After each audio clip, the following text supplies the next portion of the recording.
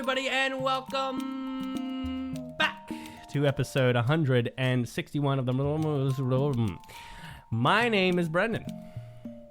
And I'm... Commander Wolf.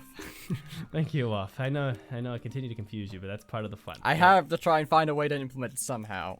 Yes, but I always want to move quick and jump in. So we have a lot of things to cover today. We have to go through a bunch of events and give them ratings. Yeah, 6 of them. I'm going to talk about AYSTARP briefly because I'm kind of killing it. I am second place overall. I was first place overall before the triathlon event.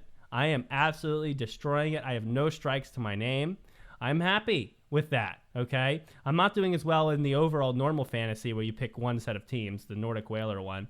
But that is a lot harder. That one has a lot more luck base to it. AYSTARP has a lot more skill base because you have to think of event by event and pick for that. So it's been so much fun, and it's been fun to be at the top of the leaderboard. So we'll talk about a little bit about that too. And then we have an argument.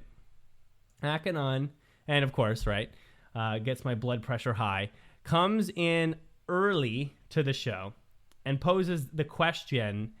Of course, we know Rapidly is the best individual performer of all time. I think that's very clear. It's just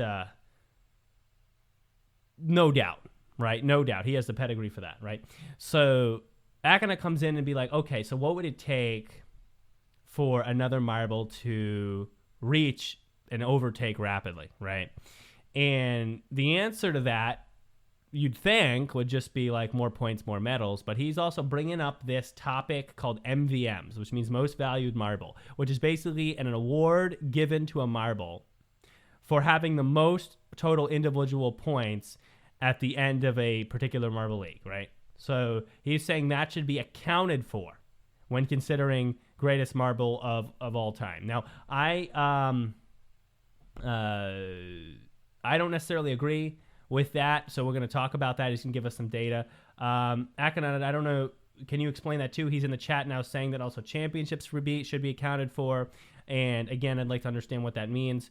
So we have a lot of detail to go through. We'll argue about that at some point today in the show. So again, a lot to cover. Let's turn it over to Waf. What has he got going on? And then we'll head to the news.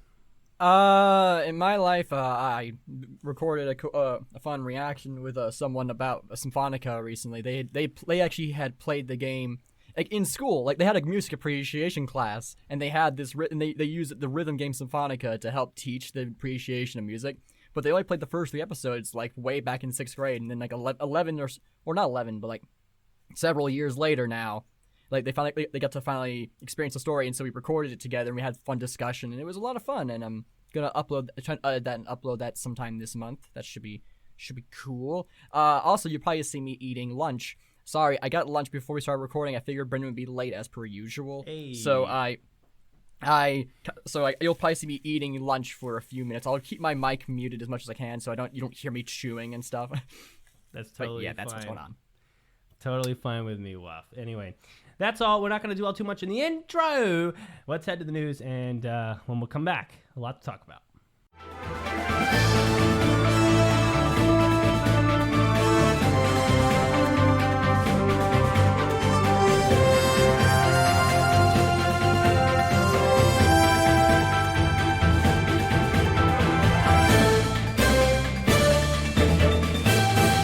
Hello, Marble Sports fans! I'm Commander Wolf here with the Marble Sports Worldwide News. First up, we have our Marble League 2023 events. Event 7 was a classic, the Funnel Endurance. There were some really close battles, but in the end, Sterling from the Shining Swarm came in first, followed by Pinky Rosa from the Pinkies in second, and Sheet from the Gliding Glaciers in third. Next, we have Event 8, another classic, Balancing. A lot of teams struggled with this event, so there weren't many high point finishes. By the end, Mellow Yellow came in first, followed by the Rojo Rollers in second, and the Raspberry Racers in third. And for our last ML event, we have Event 9, Triathlon. This version of the event was very similar to 2021, but the track section resembled a part of the Honey Dome from M1. After several runs through multiple different elements, Snowstorm from the Snowballs came in first, followed by a Stinger from the Bumblebees in second, and Orangin from the O Rangers in third. Moving away from JMR, we have the Team Quadrilla Marble League Season 4 Friendly Round. By the end of this competition, Blue Lotus came in first, followed by the Nickel Knights in second, the Treat Fleet in 3rd, and Mountain Climbers in 4th. Next, we have the Marigold Marble Racing Season 5 24-team elimination race friendly round. After the competition was eliminated one by one, Reef from the Coral Company came in 1st, followed by Jade from the Electric Emeralds in 2nd, and Twilight from the Twilight Brights in 3rd. Then there's Event 8 of the Rustic Marble Run Season 1, Darts, which tested the marbles' accuracy as they aimed for a target. By the end, the Blueberries came in 1st, followed by the Jolly Slayers in 2nd, and the Mysterious Maniacs in 3rd. And finally, we have the Marble Sports Games Season 5 Event 14, Tiger Tower Descent. After many heats down this treacherous tower, the Royal Raspberries came in 1st, followed by the Rainbows in 2nd, and the Marvelous Mints in 3rd. Well, that's all for the news. Thank you for listening. I'm Commander Wolf. You are the best fans in the world. Let's kick it on back with a podcast.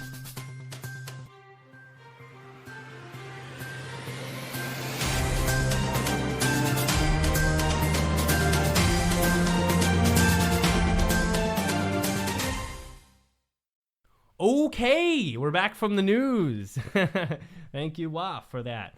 161 episodes, and we're still have a news segment, which is, I guess, a lot of fun. But we're back, and a lot to cover, so let's think about it again. We're waiting on Akanon to provide some metrics and some data so we can actually address his argument appropriately, so that will eventually pop up. So I'll talk a little bit about AYSTARP, and then we'll talk about events. So AYSTARP, I'm currently in 2nd place overall. Waf decided not to do it, unfortunately, so we can't talk about it much. But I'm in 2nd place overall, and I have just managed to continue to be smarter than this random picker computer thing, which I don't know necessarily how I'm managing that, but I just have feelings, right? I just have like senses of which teams are going to be good and not, and they're working right now. I'll tell you what, I had I'm trying to find the one for this upcoming 5-meter sprint, but I can't find it. I had for the balancing event, I was like, I need to use one of my ×3s for lesser teams, because remember, you have to, each team, 16 teams, you have to use your ×3 once for each team. You can only use it once for each team. So basically you use each team's time as a ×3 multiplier once. And I was like, I can't use the crazy cat size for balancing or anything like that. So I was just like, you know what, roll rollers, and boom, 2nd place. And I just that's how I got to 1st overall for a moment in AYSTARP. So a lot of great choices. Just trying to navigate using my bad ×3s and my good ×3s. I think I'm going to go for Big Air on event 10 here with the 5-meter relay and use Savage Speeders as my ×3 and try to get big points. I'm sure the other people in the top of the leaderboard are going to do the same thing if they saved their Savage Speeders pick, but I think that's going to be huge. Savage Speeders, who else? Who else is good at 5-meter sprint? I think the cat size tend to be pretty good. I feel like the Raspberry Racers tend to be good, or Galactic tends to be good at this. And maybe, I don't know, Mellow Yellow. Maybe the Snowballs. I actually feel the Snowballs too. So AYSTARP has been just a whole lot of fun. I'm hoping to stay at the top of the leaderboards till 16 events, and that would be the coolest thing. And imagine I end with no strikes either. That would blow the whole thing out of the water. So that's AYSTARP Upstate. I know a lot of you guys were doing it, and so my strategy, my advice is, pick for the event as you would pick for a whole thing, right? You want to pick a team you think is going to win the event for that ×3. You want to pick a team that you know is going to do well or at least decent in the event in the ×2.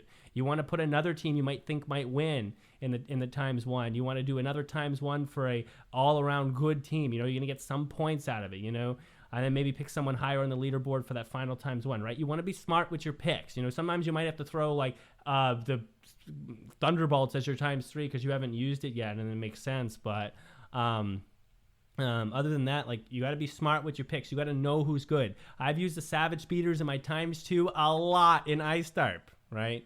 So, yeah. Overall, I think AYSTARP is a more fun fantasy than the original picks, because the original picks is you pick at the beginning and there's like a lot of RNG, right? You just have to hope, right? It works out, which I think is still fun, and it takes wisdom, but it's a lot more RNG. iStarp, you have to event by event think who's going to be good here, who is going to stand out, which teams are good at which events. You have to know things about marble sports, and there's less luck involved in a specific sense. So, well, if anything, before we get into events. No, like I do agree that iStarp is probably like a more it's more an indicator of your knowledge of marble, since you have to be more strategic with it. But it is more involved than what I'm personally am with the community. Like, so having to remember to come back every single time to fill in like my picks for the teams. Like, that's not my personally, that's not my kind of thing. So you guys go for it. Like, I think I'm doing okay in like Nordic's fantasy. Sort of like my speeders ×2 is mainly saving me because the rest of my picks have not been doing the best, but well, the racers are up there, but then everyone else is kind of low. So yeah, a lot of people are starting to drop out of iStarp, Antonio. You're right. But yeah, good luck to you on the regular fantasy WAF. Mine's doing all right. I'm 39th right now in the other one. Glaciers were just not the ×3. I thought this could be it. I thought we'd see a weird Glaciers win. I mean, there's time, but the team just doesn't have it. They just don't have it. There's time. There's time still, but they would need to start putting up some medals right now, and they're just not contending in the way that you'd expect them to contend, right? So, anyways, let's move into events. I think per our last episode, we haven't even discussed block pushing, right? We haven't even gone back that far. So we're going to kind of move relatively quickly from block pushing through like at least event 7 and talk more about, rate the event and talk more about the style of the event and how much we liked it, like usual. Mm-hmm. And then we'll hit towards the end here, actual discussion of marbles, where teams are currently, what's scary for them coming up. That's going to be the thoughts here. To try to cover all that. So more just qualitative for these first few. So let's just move quickly. WAF, block pushing.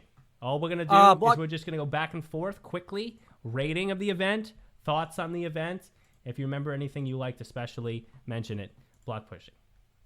All right, then. So for block pushing, I'm very much in the opinion that this is too many runs. It slows the event down. Like, honestly, like, it really doesn't. I don't think doing 4 at once is faster than just doing 2 at once, because with 2 at once, you would then, like, they would do 1 run each for evenness, and then they'd have to go through every single team. With 4, they're doing the same thing, but with 4 runs per heat, which I think ultimately adds up to roughly the same amount of time. So doing 4 at once doesn't save time. It just makes it kind of more repetitive and boring, because you're seeing the same teams running so many times.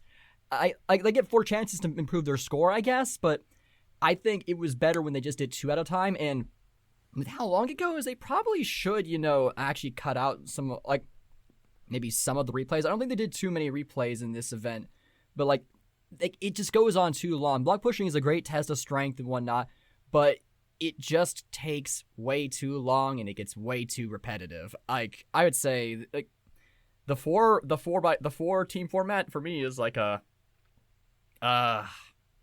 6 or 5, honestly. It's really boring to watch. Fair enough. I do disagree with WAF here. Nothing new there, right? But I do disagree with him because I think that giving each team an opportunity to have 4 runs increases the chances that they're going to have a good run. Block pushing is a very touchy event where, like, sometimes you can literally come down and do this, you do the same exact thing, but you just all of a sudden hit the block and it goes nowhere, right? So I think that having 4 runs possible for each team is nice. Now, whether you need to do that with 4 at a time or 2 at a time or whatever it is, I don't care. But I think that the event's not too long. It's only about 10-minute video still, so it's normative. But I like each team having 4 tries, right? And then their top 2 is taken. Lisa McFarland says, are you ever going to upload episode 160 to YouTube? Oh, I know you already answered this in chat, but I want to say it out loud. Yes. Yes, we are going to do that. Just it's taking our editor some time, busy season, but yeah, you're gonna get the opportunity to hear that. Lisa. Yeah, it was a fun episode with Stint there. I don't think I've ever heard from Lisa before, so that's maybe in a comment a long time ago, but I'm glad you're Lisa's familiar to me. I've seen their comments around. Longtime fan. She looks like she's older than we are. So welcome, Lisa. I'm glad that you are enjoying. But yeah, block pushing. I think you need the 4. You need the 4. It's good, right? But I don't know. I guess I don't know if there's any way to change it up. I just think it's fine. And I'm not really having huge complaints. It's not like my favorite event. It's just like I like it. So I think I'd give it a 7.5 out of 10 simply just for being what it is. Can't think of a way to make it better.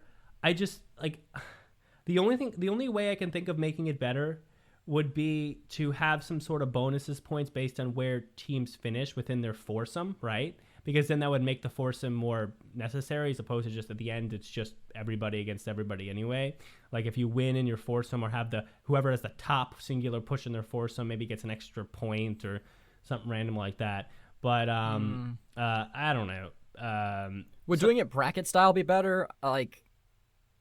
Maybe, but this is one of those events that you want measurements to rule. So Sure. It might just need to be what it is. I think it's just always going to be a 7.5 event and one that needs to be there to test marble strength and teamwork. So maybe they could do have another track to do multiple runs at the same time. Maybe just but then you're faster. watching a lot at once. But remember, it's like a 10-minute video, Waff. It's like all of them are about 10-minute videos. I suppose and maybe I was just having a bad day that day. I just remember not being very zoned out as I watched it personally. I don't know, but yeah, I think the style's still good. I think the strategies are the same, right? 3 marbles. You want to get your 3 marbles out there quick, like the snowballs here on screen now. And then that end marble push at the end, which is that little hammer marble. Obviously, Bumblebee's record, Midnight Wisp record, very fascinating. Over 100, I guess, centimeters. That's really, really good. 100 millimeters. Yeah, I think the optimal form was the first. It was 1-2-1. The first marble to get past the coefficient of friction, the static friction, because the resistance to movement is greater when it's at stationary than when it's in movement motion. So the first marble gets it going to reduce that the force of friction. Then the 2 or 3 marbles, usually we want 2 to hit it to then get it really launched, and then the anchor marble to finish it off. Actually, that's 100% correct. That's literally the seminar I think I gave for 50 minutes last time we talked about block pushing. So I'm pretty sad. sure we did that. Yeah. Yeah. I actually drew. I drew on the screen. Remember? So I'm sad I forgot that. But yes, that is actually true because the basic idea is that first marble starts the block moving, loses some momentum, but then the next 2 marbles then transfer more momentum into that already moving marble, and then that already moving block gets a triple push from those 3 marbles. Then they're all pushing far forward, and then you get the kind of end tap from the 4th marble. But you want that end tap to come ideally before the block actually stops moving, but usually it doesn't happen like that. It still gives you a little extra distance. But thanks, Waff, for reminding us of that. Otherwise, Cat's Eyes did terrible in this event, and Greg was mentioning it. So I don't know what happened there, but they had absolutely no strength in them. Neither did really the speeders, to be honest. So an interesting event. Those teams not necessarily going to always shine in this one. It's good to know for the future and some fantasy picks. But those are my ratings and thoughts. Let's move it on to the next event, event 5, which was 5-meter sprint. 5-meter sprint. It's just a solid event, man. It's those close finishes, those random come from behind wins. If I'm not mistaken, this was the one where Razzie, or was it Razzie or Ruzzy, who stole the win from 3rd on the very last run. Yes. It's a classic event. It goes by fast. Oh, that was hurdles. Okay, I know. I always mix them up because they're so similar in their design. It's hard to separate them. But either way, for a 5-meter sprint, it's a classic speed event. It goes by quick, and you can usually see. I think they did something cool here, that was also hurdles. Again, I'm mixing them up in my head. I was mixing up the cool camera angle of recording from behind, because the recording from behind actually had the hurdles. You could see the jump better. But I think we might have talked about that already. I'm mixing. Sprint itself, it's a solid event. 8 or 9 out of 10 every time. I feel like it's kind of hard to mess up sprint, you know. Yeah, no, it is what it is, and they made it good. And then they made it good and they kept it good, right? There's no need to change it. It's 5-meter sprint, right? So I guess you could change the angle of the ramp or whatever, but I don't think that's necessary. It is what it is, and it's always exciting, and the races are always really close just by the nature of the marbles, so it's fun. I mean, obviously, certain teams always tend to do quite a bit better. I give this one a simple 9. I think I usually just give this a 10 out of 10 because it needs to be in this event. Like, it needs to be in the Marble League. You can't have... actually, that's a good point. Maybe it should, maybe it should stay a 10 out of 10 because you can't really improve it. Like, it's kind of like it's at its peak already, I suppose. The other thing you can maybe do is, like, maybe help to theme it better. Like, add more, like, bumblebee or honey theming to, like, the sides of the track. But other than that, like, the event is, like, you can't really change it to make it better. That's true. Yeah, I think I agree. So maybe it is just 10 out of 10. Sometimes I just can't argue. But yeah, obviously, pretty good turnout from... I'm trying to find the standings from this event. It was interesting. I mean, Rapidly got third, so nothing new there. Bumblebees did well, but Bumblebees are usually a fast team, so I'm not, you saw some Marbula 1 that they're not actually that slow. Snowballs, that's interesting. We've seen the Snowballs do well in this event before, but they usually just haven't been in a Marble League. And then you got Razzie and Green Eye and Mandarin and the tops. I mean, this is the top 6. The top 6 makes sense. It's just a little bit jumbled than your average. It's the same guys, right? It's the same guys. So that's basically 5-meter sprint. Not much else to say there besides the standings make sense. And the event, I like the event. It's fun. It's exactly what it needs to be. And we don't need to change it. We just need to enjoy it, right? I guess, well, this is something interesting. Because 5-meter hurdles and 5-meter sprint are so similar, have we talked about this before? Like, really only needing one per year? Because I feel like hurdles is more interesting overall because there's, like, more active changes in momentum.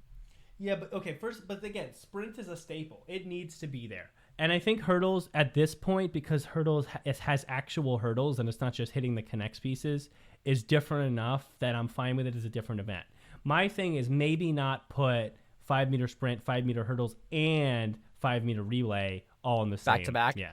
Like, maybe choose 2 of the 3, but then you're always choosing 5-meter sprint. So the hurdles and the relay should take turns. But then again, I'm fine with here and there having a more speed-focused Marble League. I mean, the Bumblebees would do that, right? The Bumblebees would have a Marble League where they would choose more speed-based events. If you had a Midnight Wisps Marble League, or if you had like a random freaking like Team Momo Marble League, you're not going to get as many speed events because that's not a fast team, right? You're going to get more of the nonsense stuff, right?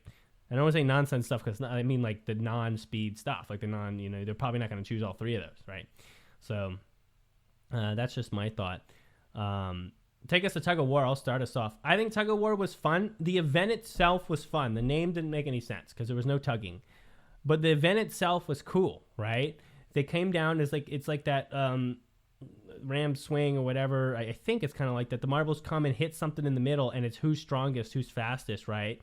And so I think it's kind of like a Rocket League kickoff, right? Who's going to be able to push the ball or the block onto the opposing team side, right? Mm-hmm. So like a face-off at the center. So I think that was really cool. I think the event is cool. I think it's better than jousting. Yes, is that the one with the silver ball? Yes. Yeah, I think it's better than jousting because you're relying basically on the sliding strength and nothing like the ball can just start rolling crazily by a little bit. But jousting was still fun. I think for this one, this is one of those events that I did enjoy, and it was very tense, and I enjoyed watching it because it was like, ooh, who's going to be strong? And sometimes it would be like upset. I'd say like 8 out of 10 for this for me. Waff. Yeah, it was a lot of fun watching it with you, like live. I would like. Some people did point out that some of the graphical elements like kind of confused. Like the green arrow points to the winning team, but not in the direction that the block probably flew to. And like there was definitely some like maybe some graphical stuff that they could have improved upon to make it less confusing to some audience members because it actually seemed to be a fairly consistent issue. Even I myself actually didn't really fully understand the arrow system on my first viewing of it. Like, because there's a lot going on the screen at once. Yeah. But like, yeah, like having the marbles push things that way, like, the main thing keeping it back is like, it's like a its name is wrong. It gives you an expectation for something, but it doesn't actually end up being that thing. But I would say, as an event, I thought it was fun. I would say 8 out of 10. I would say. I kind of wants to bring up like, apparently like the potentially wrong initial run, like for the finals in like Tug of War, like it was like 1 pixel to the left of the line instead of being on the line. So like it was actually not a tie and then didn't need to be rerun. Like I feel like that's excessive, especially since I imagine the camera probably isn't getting you like even though it is probably a high standard camera, you can see it.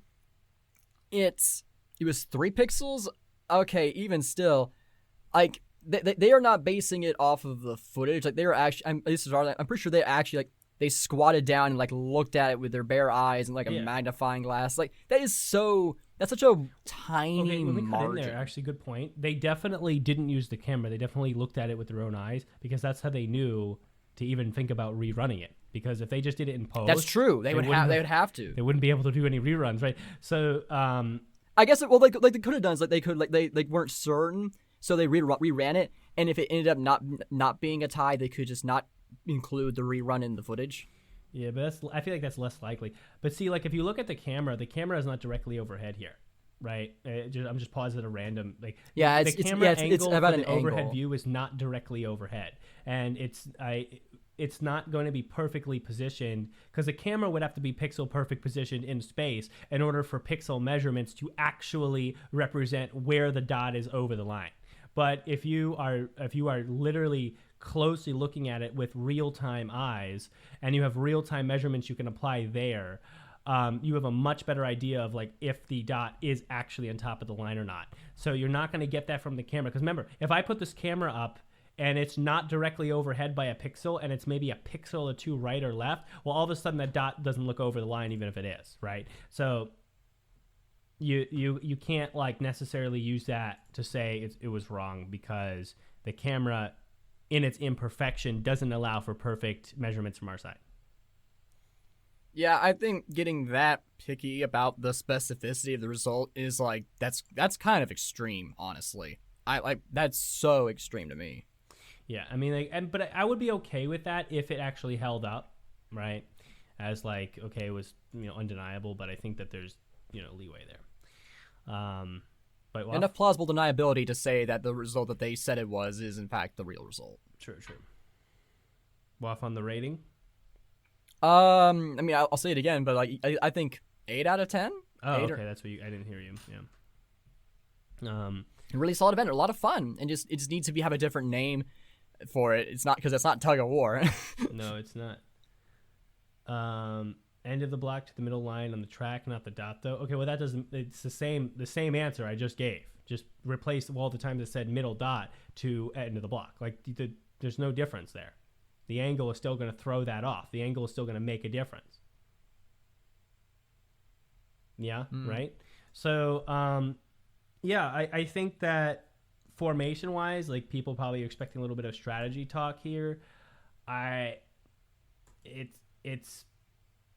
It's hard to see that right now because you have like 2 teams going up against. Like I just took a random run here. If you're on the Chrome, I think this is Gliding Glaciers and Racers or something like that. I mean, maybe the formation's splaying out. The Raspberry Racers got there first. I mean, then they just all pound on it. Like I don't know, but sometimes they'll not get there first. So I'm trying to. It was hard for me to see a pattern when I watched it to where like, okay, this formation and this time at which you get to the block is good, right?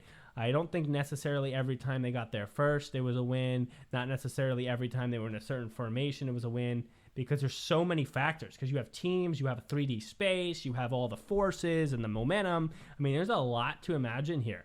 And you'd need a lot of runs and really, really close looking to see which formations would actually hold up as consistent. A lot of testing. But then you can't even cause that. There were a lot of instances where marbles completely missed the block entirely. I would say like the main thing is like, again, you want to have the first marble get it moving. And then I think the back 2 marbles, actually, you don't want them hitting, like, in unison. Like, you want them to actually side by side, and then like hitting separately a little bit. And then I think you want your anchor marble to usually be the last one to hit it.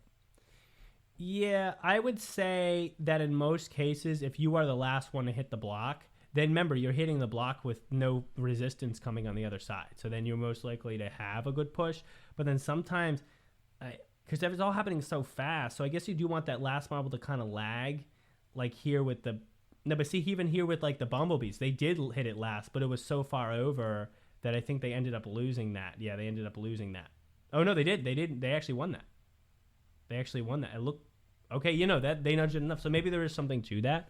But they only won barely. Maybe. That's a hard one. I think this is a hard one. Apparently, according to the JMR subreddit, with most times, hitting it first brought you the win. But with a sample size of only, 16 runs, I don't know if we can necessarily say and remember, 2 exceptions to that rule during the event. I don't know if we can say that's necessarily always true, but... You're kind of low. Sorry, my note was down. I'll say that is a very detailed analysis and like all that Akanon just sent, but like that's a lot of data for me to just for us to parse through like right here on the spot. Yeah, and it's so tiny in my main laptop. I have to move it to my monitor to see it. Right. They oh my god, yeah. Like this would be...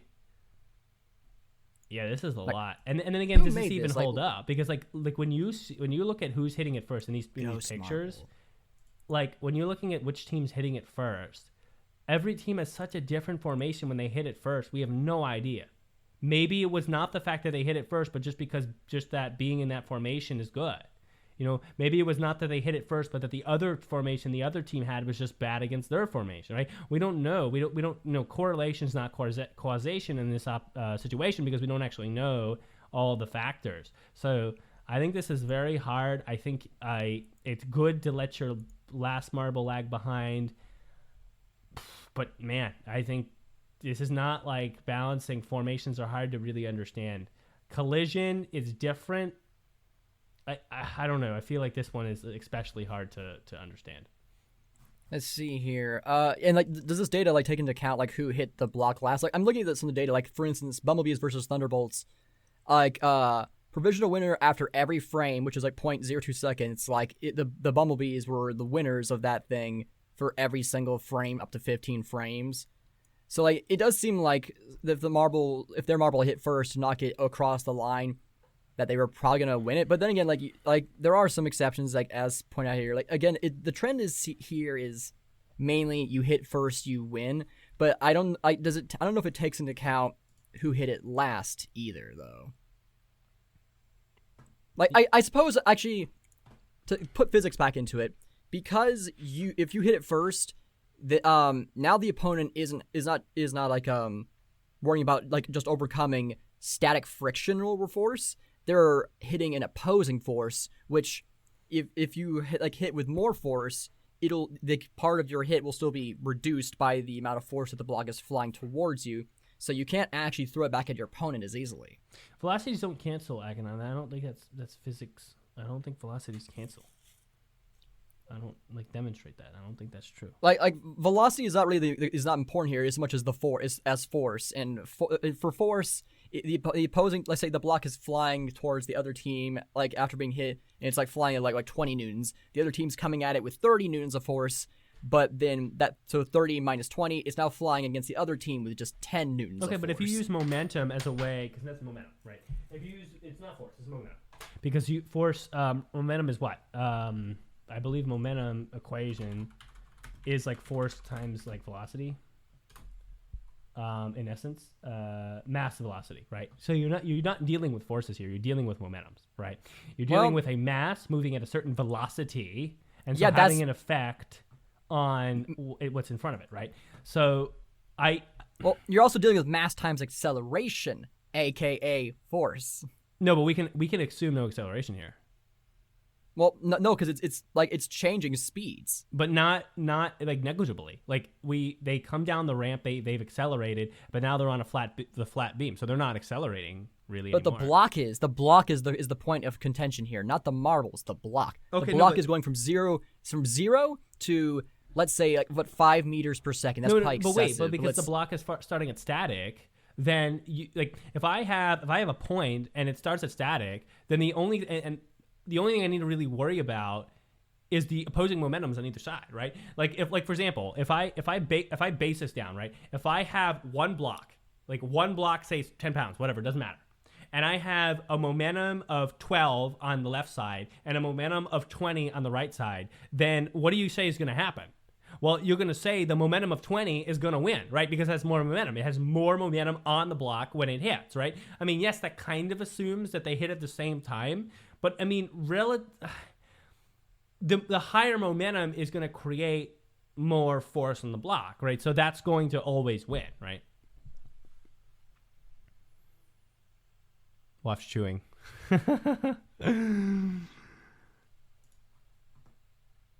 He's an engineer too, so this is going to be a good one.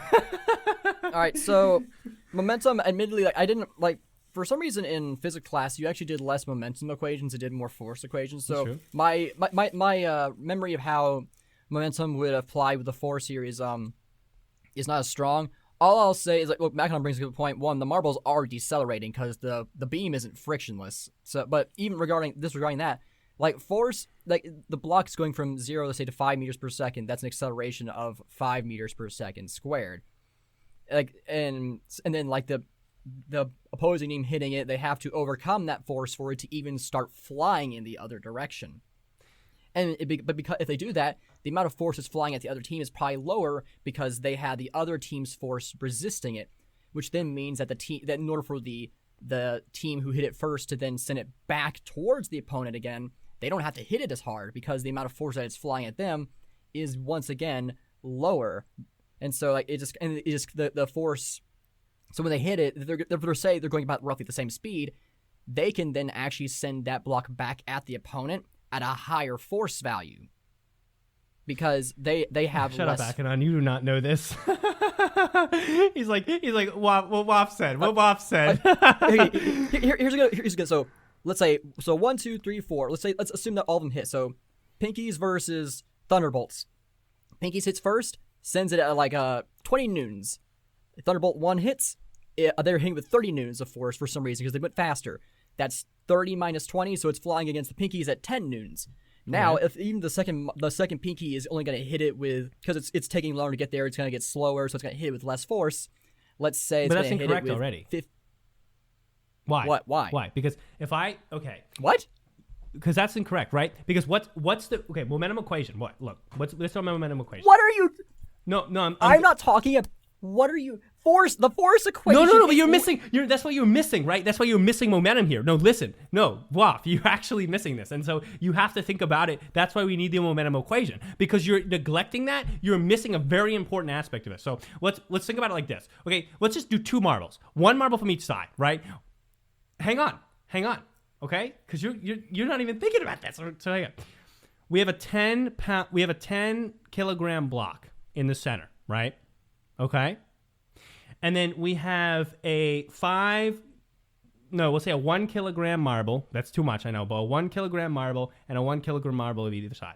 Now, if a 1 kilogram marble impacts a 10 kilogram block at a certain speed, then it applies a certain momentum, okay? And so the other marble that hits second is not opposing a 1 kilogram marble times its speed, right? It's now opposing a 1 kilogram marble times its final speed, also opposing a 10 kilogram block times whatever speed it currently has, right? So it's not going to just be like 30-20, right? Because when it hits the block, now that the other marble has to oppose the block in its weight and how it's moving, but it also has to still oppose that other marble, which is still moving to some degree and has some weight and is doing it in the other direction. Because you get that block moving, right? Because think about the difference between sending 2 marbles down at the same speed and they hit each other, and then sending 1 marble down and it gets to push a block first as a way to put up a wall, and then the other marble has to fight against it. Well, now you have all this extra weight that the marble has to fight against, and because you've now overcome that static friction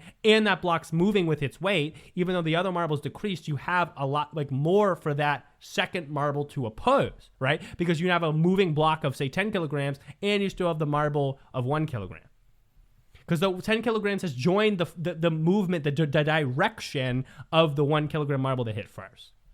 Brendan, you're literally saying the same thing I did, just with a different equation.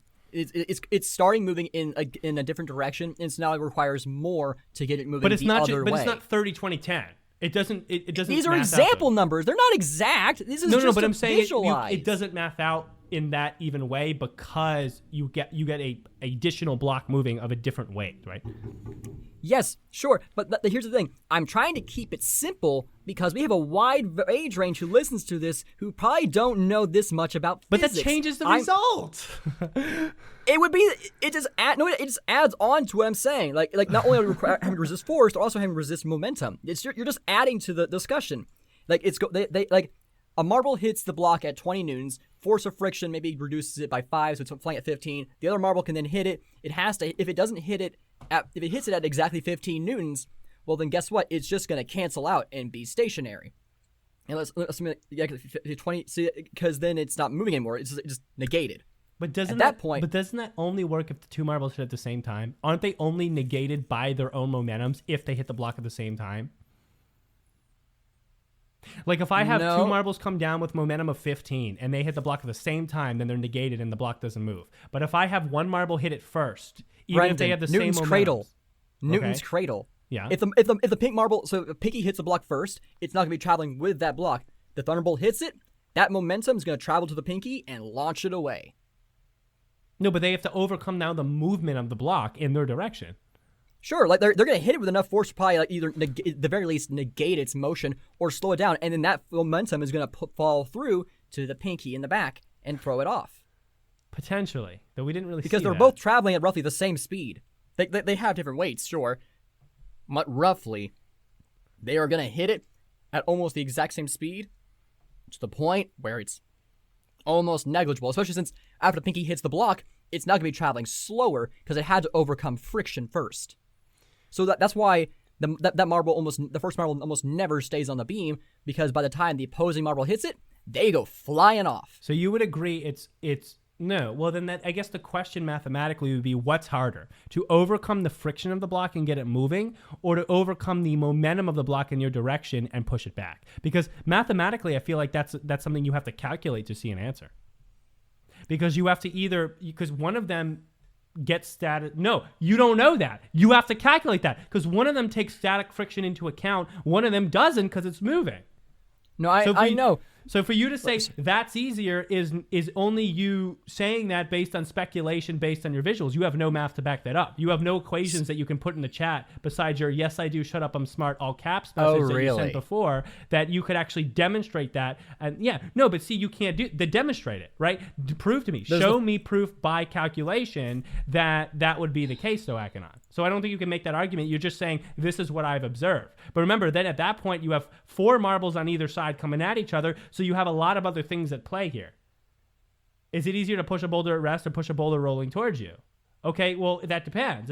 Because it depends on weight and it depends on your strength, right? So if you think about it as a huge-ass boulder, well, then it's kind of a different kind of thing because you're already dealing with a really heavy object. And if it was rolling towards you, you're thinking of it rolling really fast and so powerful that you really don't have a chance. But then again, that changes when you have something that is experiencing a lot of friction, but compared to a marble is pretty easy to push and pretty easy to reverse based on the speed the other marble is generating on that block. So I don't think that can be shown necessarily by that analogy, and I think that equations would show that.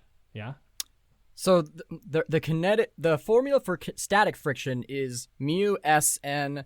And kinetic friction is mu k Fn. Right. So if a block is moving and you push it on the same side that you started the momentum, it is going to be easier to push it because it's already moving. The force of kinetic friction is lower than the force of static friction.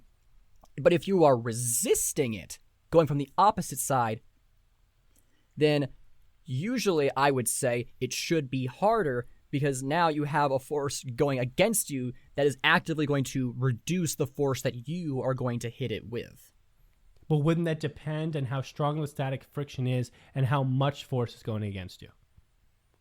Well, I mean, the ratio of static to kinetic is going to be the same for every object because it's the same object.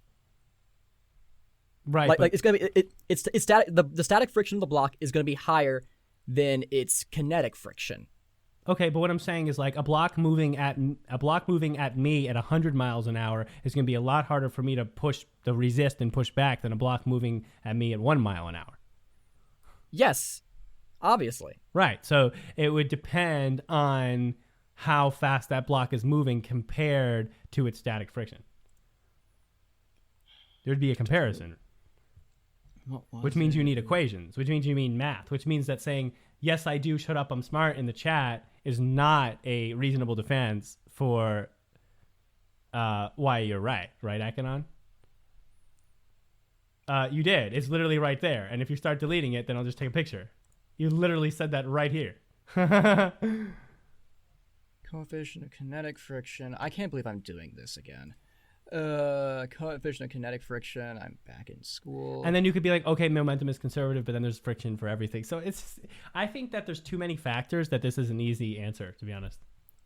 Force of friction would be the coefficient of kinetic friction times the normal force, which is the mass times gravity. With the block and the marble, assuming that they are like still touching and connected, they're going together. They're technically one mass. So now the mass of it has increased. So now the normal force is greater when calculating the force of friction. Thus, like just inherently, I would say it's very safe to say that to resist the motion of the block and the marble flying at you, regardless of how fast it is, will always be harder to resist and then send back than if the block is just stationary on its own. Maybe. I'm just not sure if that's necessarily true, but it seems like it could be true. Like, if the marble adding the mass was significantly lower than the mass of the marble rolling at it on the other side, then sure. But these are all 16 millimeter marbles. They have variances in weight, sure, but it's usually negligible at that size. Okay. Well, I mean, I'm literally an engineer, and I literally took physics classes. So I. Am I not? I am an engineer. I'm a fourth-year engineer at this point. I know you're a little older than me, but...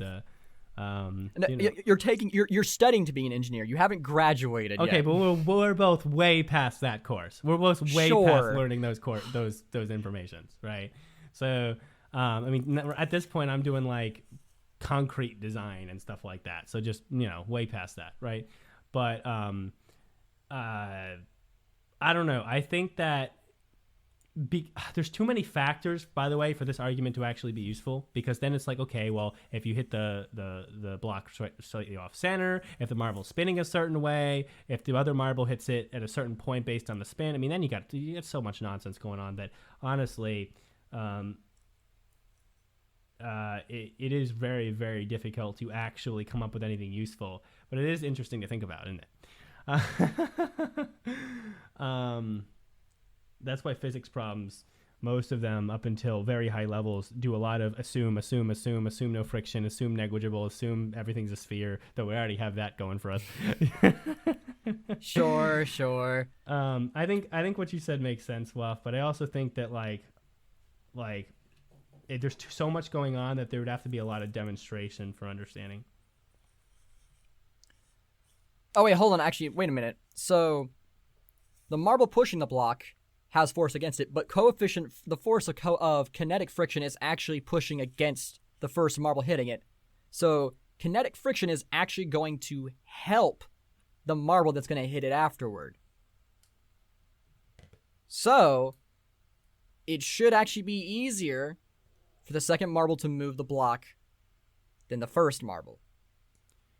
Well, there you go. I don't know if that's true at this point. Well, because a free body diagram, the friction, it may be a lower force, but it is still always going against the force that is pushing it. Which means that the moment a marble hits it on the other side, it is now the force that it's hitting it with is going in the same direction as kinetic friction. Which means those two forces are adding together and then flying forward. Fair enough. So yes, in this hypothetical scenario where the pinkies hit first and thunderbolts hit second, thunderbolts would have an easier time moving the block because physics. Now the harder part is that when you add 4 marbles in the equation and the spins and the different spins of the marbles, Right? Yeah, that's assuming it's a 2D plane. Then you just go nonsensical. And then the problem is then you have the overwhelm of the other side because they hit it first. You have the block spinning in different ways. You have hitting it not dead on because if you don't hit it dead on, all those forces go out the window. It can be very, very confusing at that point. But at least in the 1 marble sense, there is something there. Anyway, thank you, Waff, for that. Waff, everybody. Engineer Waff. Oh, my Lord. This is good stuff, guys. This is good stuff. Okay, so all being said, we both gave this event an 8 out of 10. We have another argument coming up, so let's get through these 3 events first. Final Endurance. I'm going to go first because I don't like Final Endurance right now. Okay, I don't. I really don't like it. To me, Final Endurance is going to be a 5 out of 10. I've never given it near that low. But when you take out the orange funnels, then it's just an RNG game, okay? And I mean that because this is what happens. And this is what happened like in every run. All the marbles get into a funnel, and then see they all eventually fall in. And then the next funnel, they're all in the next funnel, and then they all end up grouping up about halfway through their spin to the next funnel. Even the latest marble that dropped in from the earliest marble that dropped in, and then everything just kind of RNG changes as they fall in. Now you might be like, that's good because every marble has a chance, but there is no opportunity for skill in the funnels. There's no reward for being the last in the previous funnel unless you're last by like so long that you just have a complete free reign. Okay, there's no rewards for anything. There's no fast movement through like an intermediary orange funnel that gives separation that should be due for those who are putting in their effort. So I think this is just very bad at this point. It's too RNG. Yes, it's still exciting because, you know, when I am looking at my fantasy and I want the Glaciers to win and they're all spinning near the end and I'm just like, Glaciers. Yes, I was excited. I enjoyed that aspect. So maybe for that, I can give it a 6 out of 10. But the actual like fairness to the marbles and allowing for them to actually sport the skills that they're supposed to have in this event, it doesn't exist. So I'm not a big fan of the current funnels way. Waff? So I agree that it's not as good as previous years of funnels, but 5 out of 10 is extreme. Like, it's still exciting to see marbles like recover. Like, I remember like in the first heat of this event, Mo was like, oh man, they're backing down in last place, and then they managed to finish in like 3rd, or it was like, whoa, what? That was like an insane recovery. Like to see like them like slowly like their momentum like adjusting as they get near the hole there. And like you say, skill. Like, well, one, it's always been kind of RNG because it's mainly dependent upon what marble hits you from above.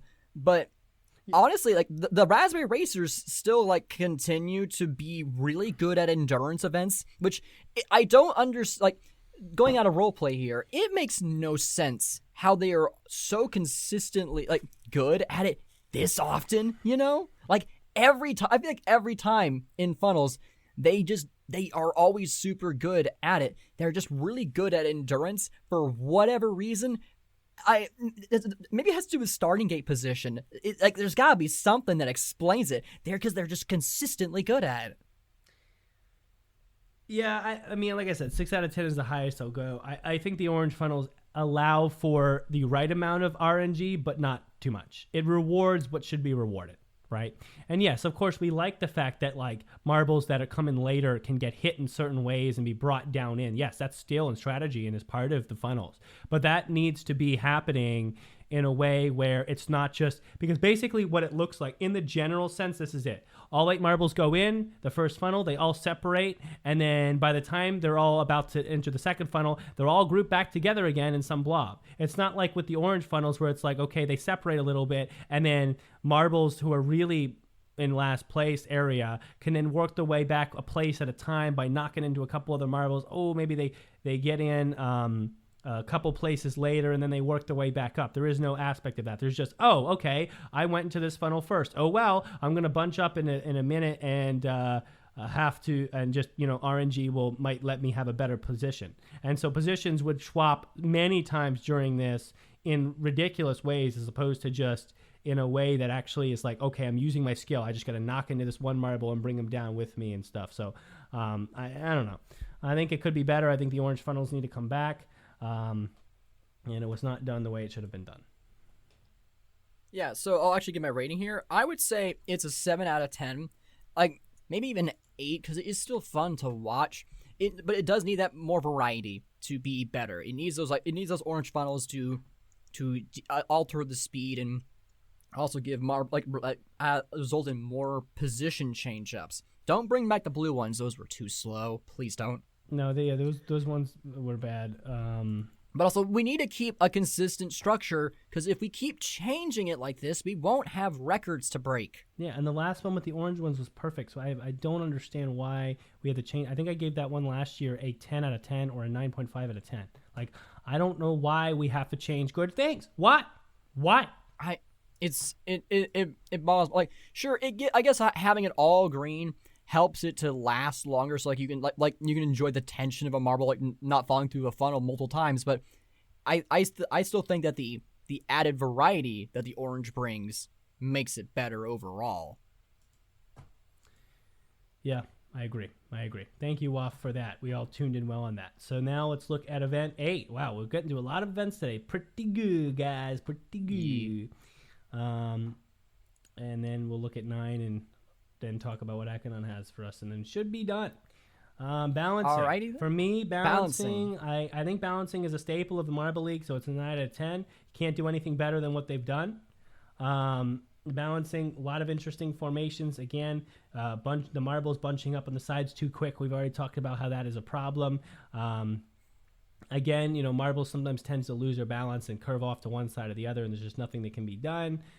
Just based on this, it's just really based on the kind of spin and how they overcome certain gradients as they come out, because nothing is exactly perfect and straight, right? But bunching up marbles and marbles getting out to the wings too early, like this Glacier's run, except for that last marble there, just very dangerous, right? Very bad. Because then you're trying to crowd a space that you don't have a lot of room in. You want to stay single file, give every marble that full distance to kind of play with the back and forth, wobble back and forth, and keep their speed. The more speed you have, the easier it is to stay on the beam, even if there's slight differences in the slope somewhere that are unidentifiable, right? You want to give marbles all their chances. It's just that the marbles behind, because they start higher up on the initial slope, the marbles behind have a tendency to overtake the marbles in front. But overall, good event, 9 out of 10, exactly what it needs to be. Congrats, by the way, to the Rojo Rollers, who got second place in that, and it was good to see them perform again. They're by no means a great team again, but they did well in an event you might expect them to do well. So, and then, Mellow Yellow winning balancing is not actually that surprising. So, there you go. Muff? Yeah, so for balancing, this is... Like, aside from, like, you can tell the ramp, like, the yellow line is not centered with the red line. Like, that's not necessarily a negative, inaccurate results, because they as far as I'm aware, they all competed with the ramp in that position. It's more like my OCD being like, why didn't you just center it? Like, but I think the red line is centered with the middle tracks. Like, again, like, everyone competed on the same conditions. That's not the problem. That's just me being nitpicky. Because honestly, this is probably the best balancing. Like Brendan's on it right now. That dolly cam shot is so good. Yeah, that's like nice. The best camera work we've ever seen in JMR. It's very and like then the head-on, and someone pointed out in the comments or on Discord, the head-on camera of the beam really allowed Greg, sorry, I'm trying not to burp on stream. Greg gave Greg the ability to really talk about the formations a lot better, like, cause you can actually see how they are side to side, and the camera work is just, it was peak. There was nothing wrong with it. Like, this is again, aside from that one nitpick about the ramp for me, this event is perfect, and because it's just a minor nitpick, I think I'm going 10 out of 10. Fair enough. Can't argue with that. It's a great event. It's exactly what it should be in Marble League. So that will actually just bring us right into our last event that we've currently seen so far, Event 9. We are now into the back half of Marble League. So before we rate this event, let's start with some current standings and see what needs to be happening here. We have a pretty fun current standings. Low-key, like a very fun Marble League coming in here. Bumblebees, the host, being in the lead is apparently the first time in history. So this is new. This is new across the board. So that's very exciting. You got the speeders, doing their thing. I mean, I saw a post in the Reddit, like, when will the speeders actually fall? I mean, this team's not going anywhere, guys. This team continues to show time and time again that they are the best team in all of marble sports. If you might want to argue if Rapid Lee's the best individual, but you can say for sure that the speeders are by far your best marble sports team, and they continue to act like that. They might take a three-peat on the Marble League this year. They really could. They ridiculously could right now. And that's the fun part. They have no golds, by the way, on this season, but they're still gunning for that top spot.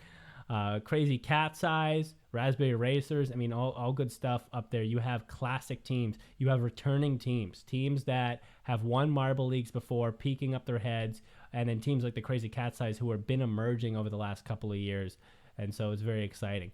Raspberry Racers, I mean, Pinkies are in 5th. They've won a Marble League. Midnight Whiffs have, and they're in 7th. And they're close enough for them to be a problem, right? Or Rangers have, and they're close too. So this top 8 is pretty fun.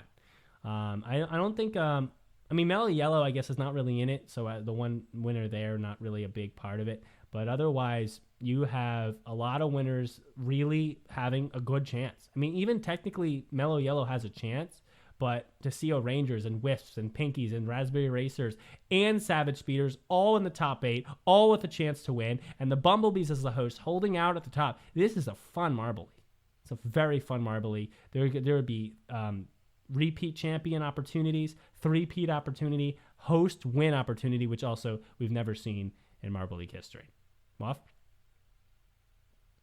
Yeah, like this is a big deal. Like I hadn't even realized that this is the first time a host has been like the lead of the standings, which that's really cool. Like I'm actually really excited for the Bumblebees to do this. Like there has been no mention of the host curse once, and I am like if I actually kind of want them to win, because if they did that, for the few doubters who are still out there, that should kill it. Surely, like that would be so poetic, or not poetic, but just. I would like it. I hate the host curse. It's stupid when it comes up. So if this shuts it down forever, heck yeah. That's a good point. I hate the host curse too. Speeders almost being able to win again is kind of scary because on the one hand, it adds to the narrative and it's cool in the sense of like, oh yeah, there's the best team and it makes them feel more alive. But it's gonna be kind of annoying if they're always winning, I like the Speeders. Go Speeders. They're just a respectable team. So if I said Akanon, just because Akanon's always trying to argue with me, if I said repeat champion, that doesn't mean they won twice in a row. That means they won twice, the same thing twice. Okay, that's what repeat champion means. So if I say three-peat champion, that means they won the same thing 3 times. There's a difference between the Savage Speeders are repeat champions. They repeated their championship by winning again, right? They didn't have to do it twice in a row, okay? I mean, am I missing something here? They've won twice. They repeated. Let me look it up. Let's look. Maybe I'm actually wrong, but I've been right against you enough that it won't matter if I'm wrong this time. Champion definition.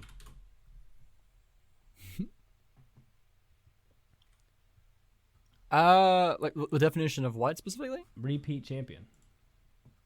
Like of being a repeat champion. Three-peat is back-to-back. Yeah, three-peat would be, I think, back-to-back-to-back. Being a repeat champion, though, doesn't have to be, like, in a row. It's not giving me any... It's more of a... You had to look it up on Urban Dictionary if it's anywhere.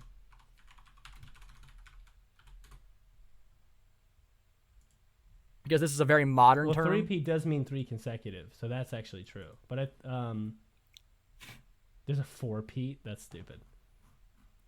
People aren't creative sometimes. But they're not giving me a definition for repeat champion. Oh, a peat champion. I need a repeat champion. Come on. They're not giving me a definition.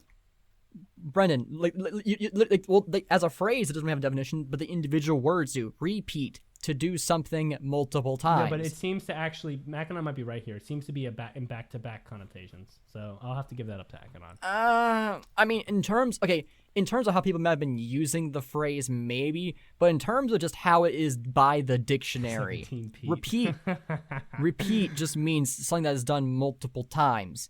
So I guess okay, the right phrase would be a 3-time champion, not yeah, 2 times champion, I think is what we'll have to say. That's what it would be. I'll give that one to Akanon. I say 2 times champion instead. So there's a 2 times champion opportunity and a 3 times champion opportunity.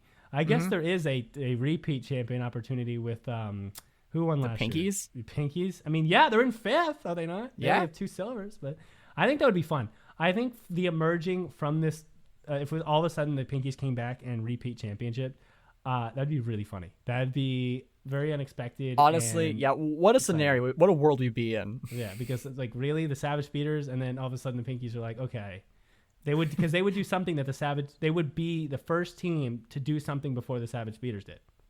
That's like recognizable in championships because they were the first champion of Marble 1 and of Marble League, and they were the first 2 times champion in Marble League and also in Marble 1, right? I'm pretty sure. Yes. Yes. So they always take all those first. They just never have repeated before. So it'd be funny if the Pinkies, like a team you'd never expect, got in there and that would be great. We're the first repeat champions. Yeah. But anyway, it would be. Triathlon is whatever to me. I think it's more like it's a good event. It is what it is. I think the track could be more creative. I think the water section can be very weird sometimes, but I like it. It's like a 7 out of 10. We've talked about standings already. I think the track itself is pretty cool. I like the marble drome into the sand. The sand section I think could be longer and have like a bigger curve or something like that, or more chance for speed in the sand section and the water section. I'm okay with the water section being longer and having some like obstacles or having like some turn or something somehow, but I know they're limited. But overall, it's fine.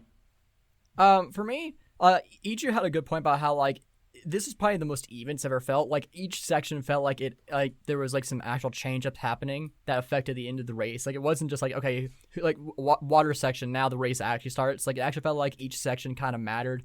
Like the sand section, even like the marble was precise enough they could skip several of the walls and like lose almost another momentum, right? Which is really good. I like that the fact that the marble drum section is designed after the honey dome, so it's like a reference to their M1 track, which is nice. Wait, is it different than last year's triathlon? It looks the same. So yeah, that's what I'm trying to figure out. It looks like it's fairly similar, but Greg said it himself in the video that it's like the honeycomb or like the what was it? What was it called? Like a bee dance or something. I think he was just the bee dance. The bee dance section of the track, like they put it here. I do agree with you. I'm pretty sure I remember it having like a rough figure 8-ish kind of look to it. It probably wasn't exactly the same, but like still like having like an actual like narrative connection like in universe that makes this track more unique. I appreciate that. Water section, adding obstacles, while that might sound fun, the thing is like that would arrest a lot of their momentum. They could so assuming that like the incline is steep enough, they would still go, but the race would slow down a lot. Like a lot. Like it would be I think it would like slow it down too much. The slow-mo, like the increased slow motion like moments during the replay, I like that. That's really fun. How like that adds like some sort of like fun tension. You really see the marbles like spinning. Camera work on this event was really solid. The only problem I have is one of the final runs they didn't watch the water race close enough, and they kind of just like cut to the finish line like way late, or they were doing like a head-on shot, so you couldn't actually really see very well. And so, but other than that, camera work was really solid. All the sections were even. This is probably one of the better. I can't remember every iteration of triathlon right now, but I would say this is definitely one of the at least top 3, maybe even top 2. I feel confident in saying in terms of how it's executed. I would say 8.5. How about that? I think that's fair. I think it's a pretty good event. I think what you said made sense. So that's we got through a lot of events, but we're behind. That's our thoughts on events. I guess 4 through 9. We have 5-meter relay coming up this week, which I'm expecting the Savage Speeders to podium on, and so they will be my AYSTARP ×3. Good luck to me, I guess. And Yeah, that's been a good Marble League. We'll see if anything changes. Pinkies. Good luck to the Pinkies. The final thing we have to discuss would be Akinon's argument from the beginning, which we're finally getting to. And that is Rapidly truly the greatest marble of all time? Right? Is he truly the greatest? Well, no, that's not the argument. The argument is what would it take? Well, no, but see, now I'm looking at these data, and it's like, does that hold up? Because like when Akinon has given me data, okay. Oh, he's about to give this. Oh, he gave me this. Akinon has given me data, and for this, and what I'm going to do is I'm going to take a picture of this and open it so you guys can see it on the Chrome. He's given me useful data. Yeah, like one of the main contention points basically was how much like does I guess the status of most valuable marble matter in determining it, because in Akinon's opinion, just getting more points and medals overall than Rapidly would not make you better than him or them. No, but here's my thing. Let's actually look at this picture. Is Rapidly even the best individual? So here's the stats. Here's like the marbles that are all technically in contention. You have Rapidly with 153 total. And is this just Marble League that we're talking about? Because the context is There's no best way. in Marble League, right? That's what the greatest Marble League. Because we're not really acknowledging Marbula 1 as a it is GOAT of Marble League, right? And also to add context, Akinon did convert the point scale of 2016 to be the same as the rest of Marble League, which is fair. Yeah, yeah. So let's talk about this. So first of all, let's remove team championships and MVMs when we talk about it at first, because I don't think those are applicable, and we can talk about why later. Rapidly, 4 golds, 2 silvers, 2 bronze, right? So that's 8 medals, and 4 of them are gold, but only 153 total points, right? Razzie, on the other hand, Razzie's only 110 points and less medals than Rapidly. And hasn't been in the league as long. So until we talk about team championships and 1 MVM, we're going to address those later, but for now, let's forget about those. Not being in the league as long, we're not going to scale that. Okay, we're not going to say, hey, you haven't been in the league as long, therefore let's add a bunch of other points and give you no. Oh no, that's not what I'm saying. I'm saying that that's something to keep in mind, that they haven't had as many opportunities to accumulate as many points. No, I know, so but that doesn't qualify them for greatest of all time, because one of the elements of greatest of all time is time. Right? You have I know. I'm just saying, just don't completely discount them. It's just keep them in the back of your mind for future years, is what I'm saying. Okay. All right. Yes. So they could be. So Starry, 145 points and less medals. Yellow, though, 173 points. So more points than Rapidly over time, but only 5 medals. So I guess when you look at Yellow or Kinnawan, 179 points, most points of every individual marble, but only 4 medals. Then the question, I guess, becomes, what are we measuring medals on? Is Rapidly even the greatest of all time? Because Kinnawan has more points, right? Kinnawan has more total points and just less medals. So do we measure greatest of all time for Marble League on total points, or do we measure it on total medals? How do we look at other qualifier? So there's another qualifier to make. I can point out that there are no duo event points included here. Yeah, no, it's in the parentheses. I feel like people read that. I think that's fair. Well, again, this is an auditory podcast as well, so not everyone is seeing the visuals. Oh, that's true. Yeah, that's true. So no duo points, no team point. Wait, no duo points? No, duo is counted in medals, though, just not points. Duo points not included, it says. No, Akinon was just I guess clarifying that he did count for medals, at least duo events were still included, but points they were not. Because you can't because for a duo event you would have to try and figure out who actually contributed more to the victory, And that's the same with team events, though, or did you count team events too? Because I'm pretty sure it's just individual, surely. Yeah, team points were not count. Okay, but you gave the medals for duo points. What's the argument for that then? That's kind of fair, actually. If you're not gonna count the points, then why count the medals too? Yeah, I don't understand that. That seems really stupid to me. Because points were on the so they didn't exclude points because it wasn't didn't have value, but because they couldn't find either the you point give all values. duo points and all duo medals, or you give none of them. But let's just keep going with the value. But like, I don't know if that would affect Kinowin versus Rapidly that much because you have total points. Like, I mean, how do you see? Here's the thing: if you want to say greatest of all time, here's the data. When I look at Kinowin versus Rapidly, I see Kinowin has more points and Rapidly has twice the medals. So how do I quantify that? Like, how do I say, okay, Rapidly's better because even though there's less points, look though, more medals. Well, how much is a medal worth, right? I don't like because the medals, they've already done their worth. They're counted in the total points, right? So what is the idea here? I have no idea how I would decipher between Rapidly and Kinowin. Now, I would make the argument that medals are worth more than overall points because if you're in Marble League forever, right, for an infinite amount of time, and you just keep getting eighth on things, but you rack up so many points because you've been there forever, that's a lot less valuable than if someone gets like 12 golds, right? So I think that there is an aspect in which Rapidly still kind of pulls out against all these other players because he has so many medals versus other players. But I don't know how to quantify that, right? What if he just had those medals and had only, like, because of just those medals, only had, actually those, wait, that's ridiculous. I think those medals all like add up to about 153. So Rapidly really has only gotten medals. 4 golds would be 100 points, right? And then 20. Wait, 20, hold 40, on a second. Wait a minute. 15. 100. Wait, points are wrong. 20. That would be, wait, what? 4 golds, 2 Wait, silvers, and 2 bronze would be over 153 points. Well, no, isn't silver 22 points, not 20? It's 20. Is it 20? Is if it 15, 20, 25? Then it still proves my point. I don't. No, I'm just saying for the sake of math, like, this is like gold obviously is 25, so that's 100. No, one Silver, gold is from duo. If silver is 22, then what we have the league up on our screens. 1 silver and 1 bronze is from 2023. 1 gold is from duo. Oh, so we just have unhelpful data. I would need to see duos with golds. No, I think duos should.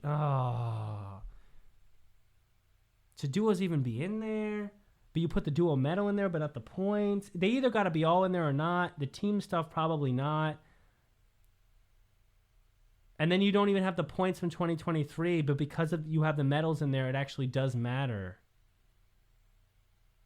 Rapidly got 2 medals this season? Wow, this marble's unstoppable. Yeah, I don't think this data is not super helpful. This data is not accurate. Yeah, point scale is 25, 20, 15. So here's Akanon, put a reminder. Sorry, we'll have to cut you off. You're good. Akanon, put a reminder down. This is what I need from you for next week. You need to give us this data with the 2023 points and medals, one set of all these team members who with just up to 2022, and then one set of all these team members that includes medals and points from 2023. Okay? You need to do that for us. So for the 2022, no medals from 2023, no points from 2023. For the 20, not that. No, wait. No. This is what I want. You need to add the 2023 medals and points. One set of data, all through 2023, no duos are counted. No medals, no points from duos. Another set of data from all through 2023 with those accounted for, all duos, medals, and points are counted. We need that because that's how we're going to decide. And then we'll look at duos and non-duos and think about that as we look at that. So excluding Rapidly's duo gold, they would have 3 golds, 2 silvers, 2 bronzes. That adds up to points. It doesn't add up because remember, points from 2023 weren't included. Points from duos weren't included, but medals were. So we need a calculation of the data. What I'm just saying, like for our hypothetical point of how many of the points for Rapidly come from medals, excluding that there was 1 gold. Like the only duo medal that Rapidly had was one of the golds. So doing the math, 25 points for 3 golds, 75, 30 points for the 2 bronzes, that's 105, and then 40 points for the 2 silvers, that's 145 out of the 153 points that they have earned just from their medals. So they have 8 points from that's it. 8 of their points were from non-medaling events. Everything else they got from medaling. Okay.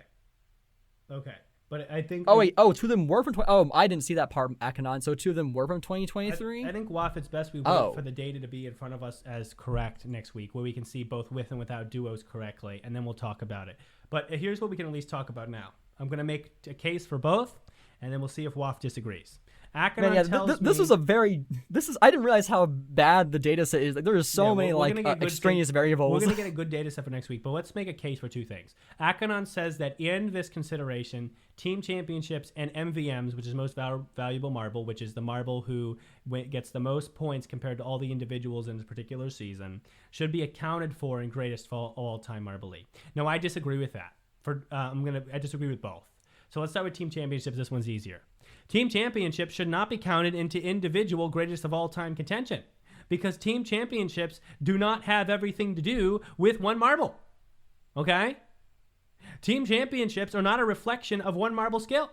Okay, I can think of many teams that have won Marble League who they have marbles on that team who don't have a lot of points ever in any respect. So you can't say one marble's individual greatest of all time contention is connected with their team championships because it's not always. Yes, of course, in the case of these marbles tend to be the highest contributors to their team winning. Great. But remember, we're looking at individually how good a competitor is. Like by themselves, if there was no team, right, which is why we may actually not consider duos in this, but by themselves, no team, no total team points, none of that.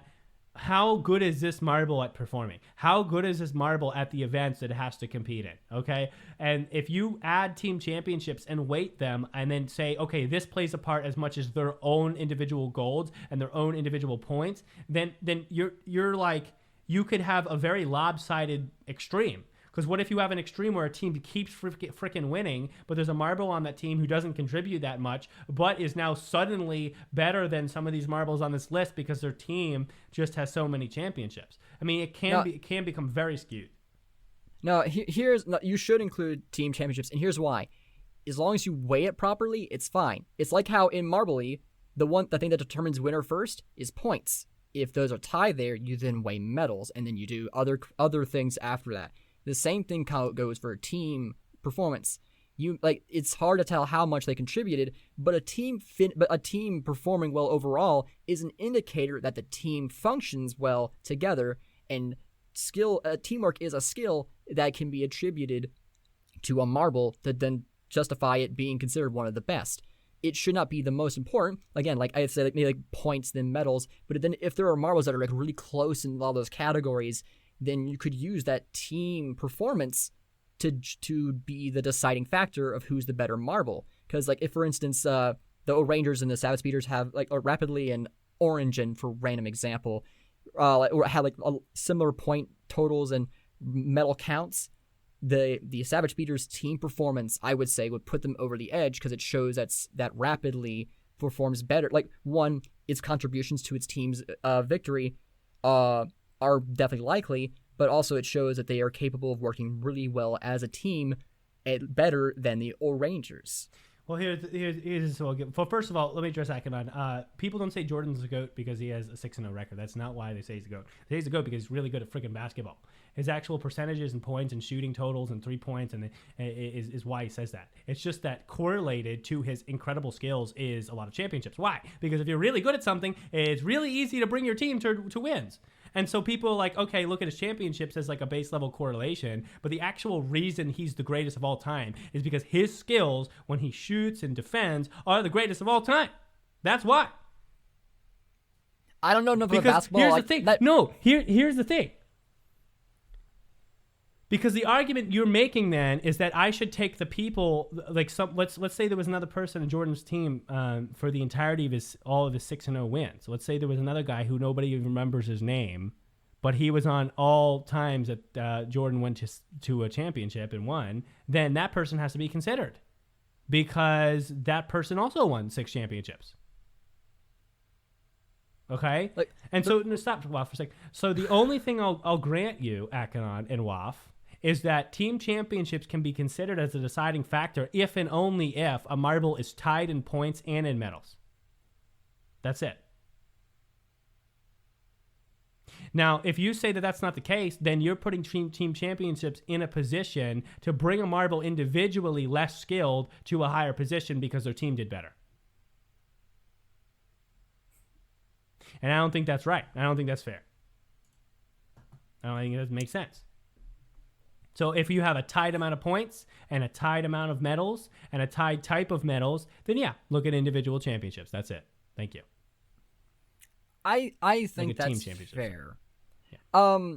In terms of, I guess, most valued marble, like, it seems kind of crazy to me that Rapid Lead has never gotten that distinction, despite, like, at many points in the series having the most, like, the highest total individual points, which makes me wonder, like, how exactly was the MVM calculated? Like, is like, because that doesn't seem like that should be physically possible, you know, for Rapid Lead to not have won it and yet for the longest time having the highest total.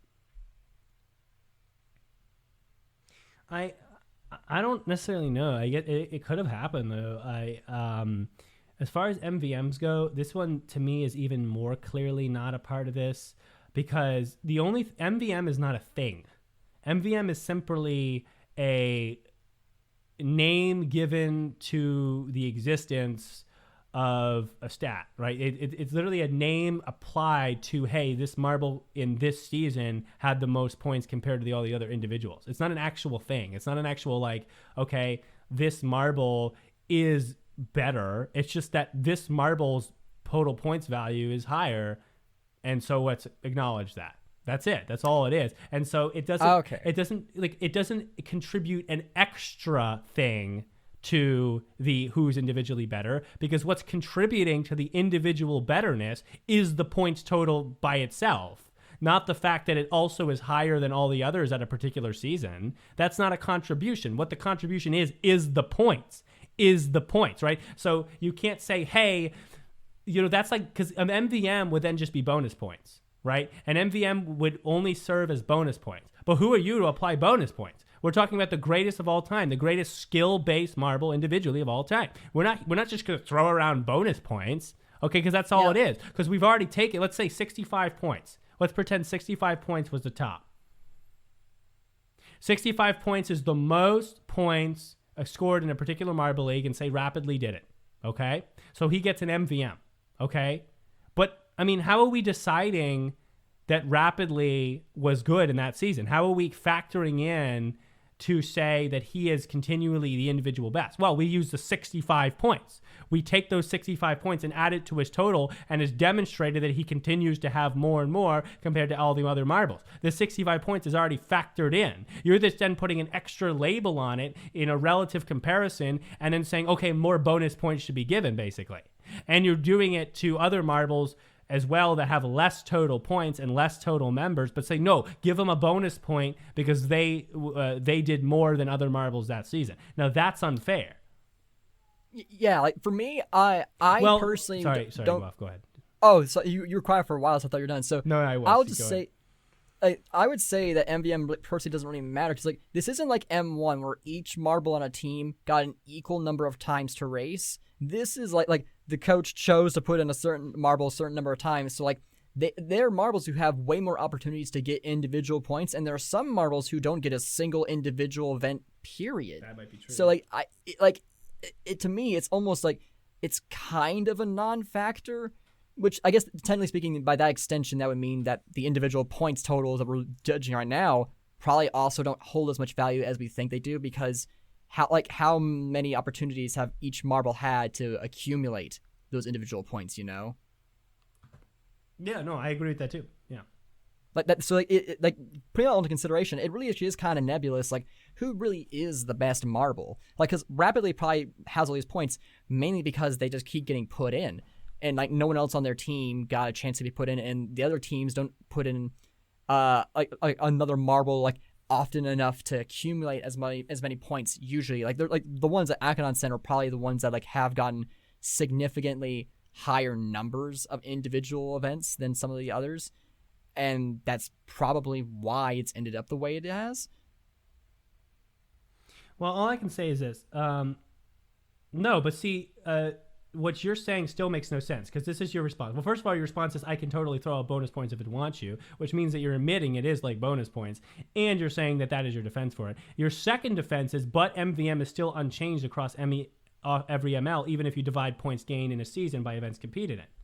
Well, that doesn't defend your argument. That doesn't provide a proof for why it should be calculated. Remember, what's the question? Should we consider it? Not what tricks still work with the stats when you divide them up, like because I'm saying it doesn't matter because the points that marble earned is already accounted for. So saying, okay, well, it's still, even in the relative averaged sense, divided across all events, still holds up for the marbles who won it, doesn't provide an argument. It doesn't make an argument for why it should be concluded. It just simply mentions something else about it that's interesting. I'm saying it shouldn't even be included. You've already accounted for the points, all the points that have been won by a marble, and we want individual recognition to be based off that individual's marble's ability to gain points, and we've counted the points and we've counted the medals. That's what it should be based off of, not who averaged better this year, what next year, right? That doesn't help. I can honestly, the comment was a response to me about like event frequency. Like, even if you divide it up, here's the thing: there are still marbles who competed in 0 individual events, so they get no weighting whatsoever. Like, they didn't get a chance to even try to compete for that title. So I don't think it's like it's not that like MVM is completely useless as a qualifier for figuring out who's the best. It's that its value is extremely low because there are so many marbles who probably could contend for that spot that just literally weren't given an opportunity to do so by their coach in universe and by Yella out of universe. I would agree with that too. I think that was a very good point, Waff. Exactly. Yeah, that's how I end my discussion, Akanon. Like that then also calls into question like how much we value the individual event point totals. Like what can we truly use to quantify who is the best marble? Like, we would have to go through and like actually see how many individual events each marble has competed in to see if they have enough relatively similar event counts for each of them for it to actually be fair. That is the main thing. Like that's a much more extensive research session that would have to be done. Like quantifying how many individual events, then like dividing up their points and like I guess finding would it be an average? Like average amount of individual. Actually, there might be like average amount of points a marble typically gets in an individual event. And then I believe there's the I can't remember the equation for what was it, percent error, but like you could use like percent error would be lower for marbles with a lot of individual events and higher for marbles with fewer events. So there's actually math we could do to calculate with and like show how accurate the solution would be, but it takes a lot of work. Yeah, I think that all that stuff makes sense. I think just at the end of the day, though, when it comes to individual goatedness, you need to look at the points that they're accumulating. So actually, what is that saying? What is that testing? How good these marbles are actually doing in the individual events they get to perform in over time. And then you can look at the medals, which is saying how often do these marbles actually win over the other marbles in the field. Win, of course, a relative term, gold to bronze, but you see what I'm saying. Those are two great metrics for goatedness. When you talk about team championships, this is basically how much does a marble contribute to their team, or how much does the blah, blah, blah team. Then that only works when we have a tie, a mathematical and qualitative tie on the other two categories. And I think MVM would only be useful as if the other two categories tied and the team championships tied. Then we can look at MVMs and be like, okay, relatively these seasons, this marble did better than all the others, and so therefore give him the goatedness because everything else is a tie.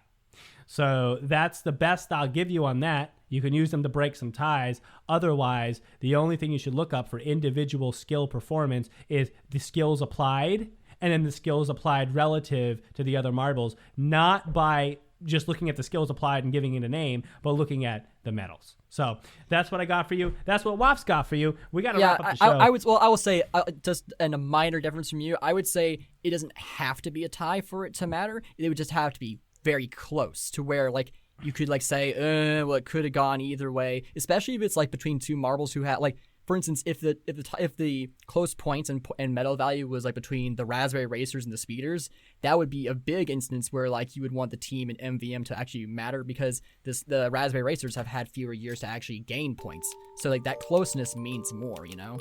Maybe, but then you have to quantify what is close and what is not, and then that's a different discussion for next week when we argue with Hackanon for 3 hours. So we'll leave that to Dan. Take us out of the show, Waffle. We'll see you guys next week. All right. Thank you for stopping in for physics and statistics with Wolf and Brendan and Hackanon. Oh, this is an episode. Roll on, Marvel sports fans.